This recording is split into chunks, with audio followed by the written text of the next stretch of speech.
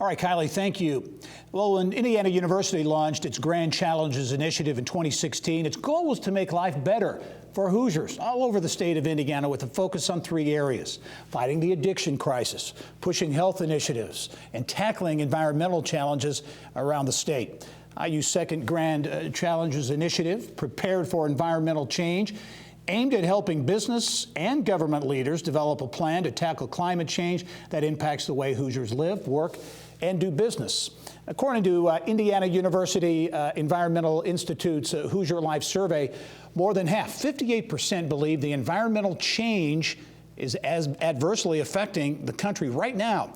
The IU Environmental Resilience Institute is playing a key role in helping well over 24 communities around the state evaluate environmental needs and build an action plan to combat climate change.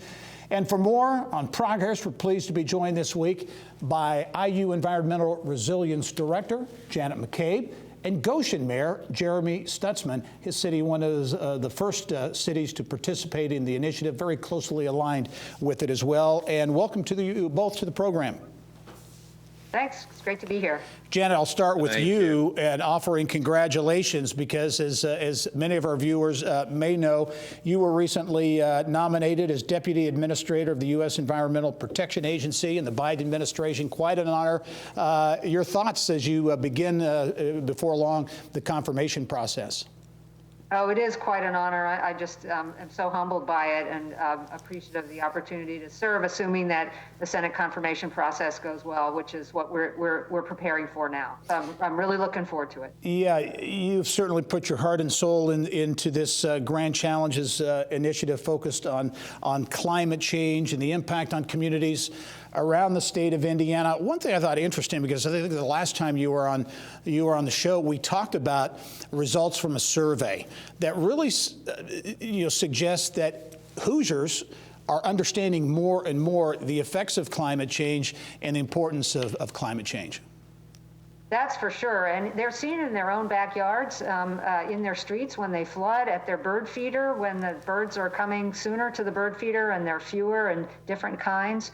Businesses that are seeing it as they deal with extreme weather. Farmers are seeing it as their fields are flooded and they can't get their crops into the ground. So it's here. And scientists at IU, Purdue, and around Indiana really have a pretty good handle on the kinds of things that we can expect here in the Midwest. So the whole point of the Grand Challenges was to face that the way Hoosiers do, and what can IU do, what resources and expertise can IU bring to help solve these problems for Hoosiers. How is this initiative specifically, how are you working with cities and towns around the state? I think well over 24 now you're connected with. What specifically are you doing? Yeah, so we realized that this was a niche that we thought we could fill. There are a lot of resources for cities and towns around climate change, but a lot of them honestly are focused on coastal areas or great big huge cities, and they're not tailored for the kinds of communities that we have in here in Indiana, like Goshen and Kokomo and New Albany and places like that. So we thought that we could bring tailored information to those cities from a trusted source here, their own university at IU.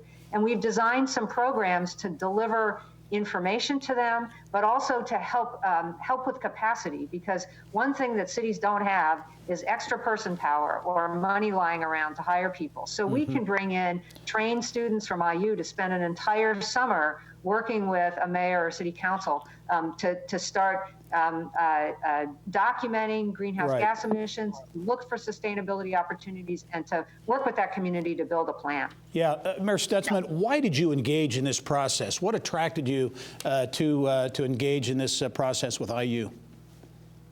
So coming into my job as mayor, I have a biology degree, and the environment's always been very important to me. As mayor, I wanted to find a way to help reduce the carbon footprint of the city of Goshen and find any and all projects that we could do to really start addressing that challenge. When IU came to us, being part of their cohort has been absolutely amazing. It's brought us resources and allowed us to move a lot faster than we would have just on our own. We've got some great resources here in our community, and through many institutions we have here in Goshen.